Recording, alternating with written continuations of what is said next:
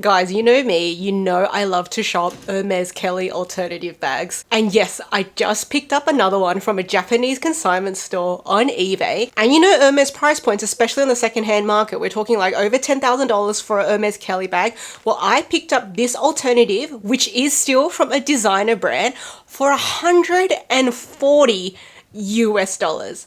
And if you've been watching my channel lately, you know which brand that I've been collecting Kelly alternatives for. Okay, let's get straight into the unboxing. So this is how it came from DHL from Japan, and it took about 2 working days to get here to Australia from Japan. And when I saw that the package was shaped like this, I thought, that's a little bit weird. Like, I know they're protecting the top handle, but I've never had a package where they've taped it shaped like this before. So do you think that's a bit weird? Now, I want you to put down in the comment section what brand you're guessing, and also what color and what size you're guessing. I reckon you guys are definitely going to get the brand right if you've been watching my channel, because there's only been really one main brand I've been collecting. That's Kelly Alternatives. That's actually designer brand lately. Dun, dun. Wow. Okay, you can already see the color scheme from here. You can see there's 2 different colors. And yes, they were protecting the top handle. 1, 2, 3. Oh, that was a bit of a fail. Ta-da! Okay, so this is my Bally of Switzerland, or Bally of Switzerland, however you want to pronounce it. There's the brand name there. Kelly bag. And this is more in like a retourne or retourné style, however you want to pronounce it. And it is in a bicolor. So there's 2 colors. There's this brown color, and then there's this black color. And it's in like a really soft leather. And it's got its top handle here. Let me unwrap the top handle. Ta-da! Oh. Ta-da! Okay, so let's give her a spin. So there's the front, the side, the back, the other side, and the bottom. And yes, there are feet. So we can see the hardware is tarnished. This is an old vintage bag, so it has been quite heavily used. This was actually condition level grade B, so there's signs of usage. It's not like mint condition or unused. It's been quite heavily used. And you know me, I like to collect things that are already heavily used anyway, because I don't look after my things. So I might as well get something that's already been bunged up before I add more to it. Let's take a look at the interior. Oh. They've got a silica pack. They've got a packet of tissues, which is great because I've been using a lot of tissues lately. A little origami crane, very cute. And a little thank you note. Thanks for your purchase. They've stuffed it with paper, which I appreciate. This is the interior of the bag. So this feels like leather. Maybe I could be wrong and maybe it's pleather, but it feels like leather. It smells like leather, but again, I'm not a leather expert, so maybe I'm wrong. So it's 1 main compartment plus 1 zippered compartment. And the zippered compartment has a fabric lining. And there is no back pocket. One thing that I'm thinking is not what I'm expecting with this bag is this is bigger than what I was expecting. I thought I read that it was 8 inches or 8.4 inches long, which is closer to, these are my other Bally of Switzerland Kellys, and I thought it was going to be more this size. I know maybe it's a bit hard to tell on camera the size difference, but I thought it was going to be more this size. Let's put them, so you can see there's a size difference there. Did I read it wrong? I honestly thought I was going to get this size. Let me just check the listing. This says width 8.66 inches. Let me just actually measure that.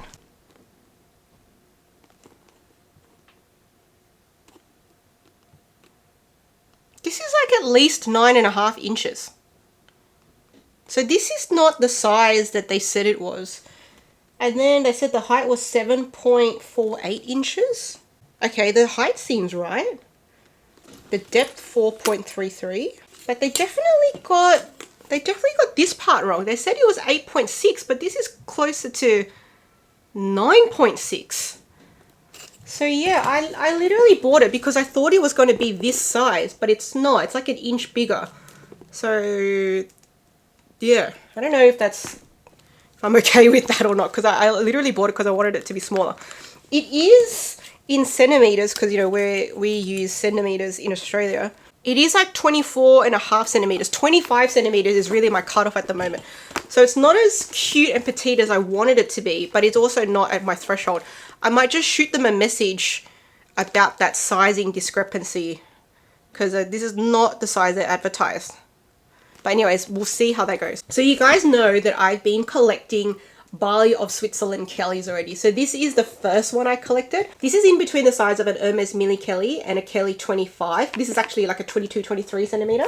Then this was the second one that I collected. And this is like a 21 centimeter, and this is like the Bally of Switzerland version of the vintage shoulder Kelly, which was a really rare piece. And I got this one for nearly the same price. This was like 120 US dollars. This was like 140 US dollars. And then this was like the third Bally of Switzerland bag that I collected. So these both have the same like similar color scheme, brown and black, but it's like inverted. And so now this is my fourth Bally of Switzerland bag. So tell me what you think so far. Are you like, ew, that bag looks so old? Or you're like, oh, it's cute, it's really different. Let me know what you think, whether you have positive feedback or negative feedback. Give it to me in the comment section. Let me know what your personal opinion is. Like for me, I like it, hence I bought it. And I was really curious to try the Retourne or Retourne style, however it's pronounced, because you can see these two are like the Cellier style, so they're more stiff and structured. And so I was really curious to try like the more relaxed fit. So let's just go over some of the imperfections on this bag, because like I said, it's pretty heavily worn.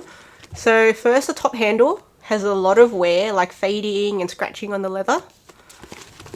It's askew, it's misshapen. And typically I don't really like that, but it's really hard to find this particular style of Bally Kelly that has like a really straight handle. All the ones I've looked on the secondhand market all have this curved handle. And I think that's a problem that happens with these type of bags. Like I have a similar one from Louis Vuitton. So this is a vintage Louis Vuitton Concorde bag from the 90s. And it also has a handle that's gone askew. So I think for vintage bags with these sort of longer top handles, this is a common problem to happen over time. The front flap has a noticeable amount of scratches. I'm going to try to do burnishing, which one of my subscribers, Julie, had taught me how to do via email. What happened was I scratched the front of this Bally Kelly, and then she gave me instructions via email on how to do burnishing. So I'm going to try and do a spot here and see if it works. The piping looks okay. Let's check this side. The piping also looks okay. The sangles are pretty worn.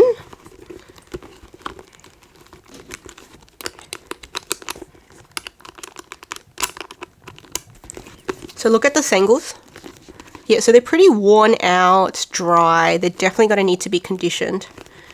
And the hardware is really silvered, like a lot of that gold plating or gold coloring has come off. The bottom looks pretty good. The leather here looks pretty good. I think the shape of the sides is fine. The back looks fine. And the bottom.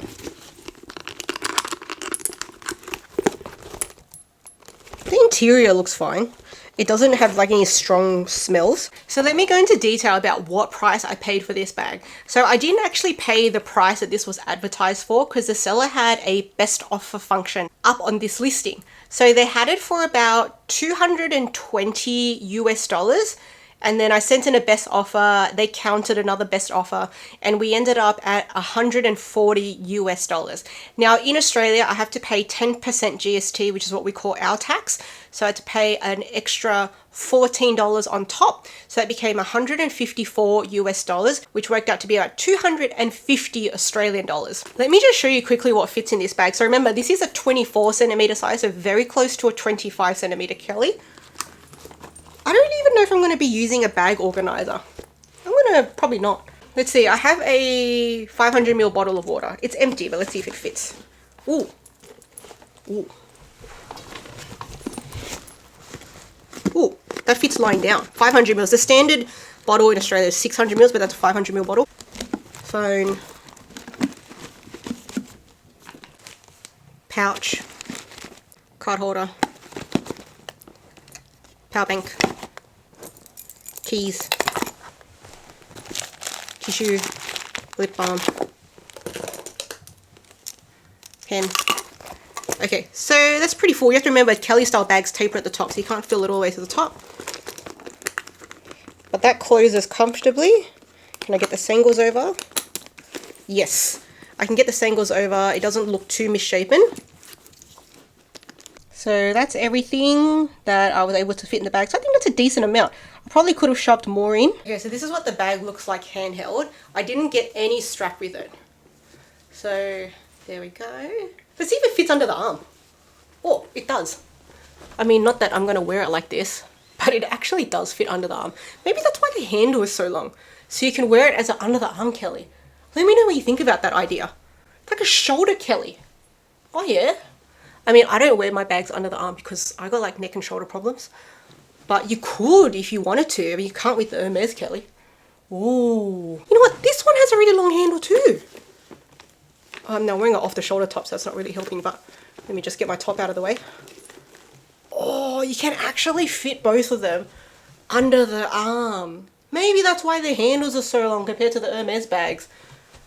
Oh, let me know. Let me know what you think.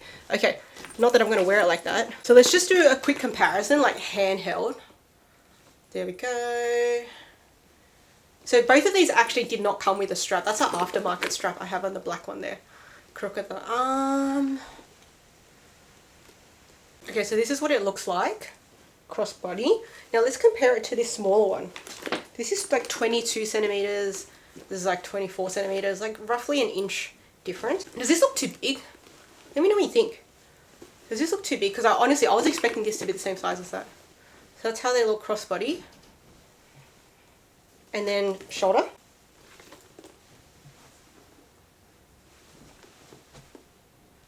Definitely more relaxed because it's like that retourne style. Let's compare it to the red one. So the red one I normally wear.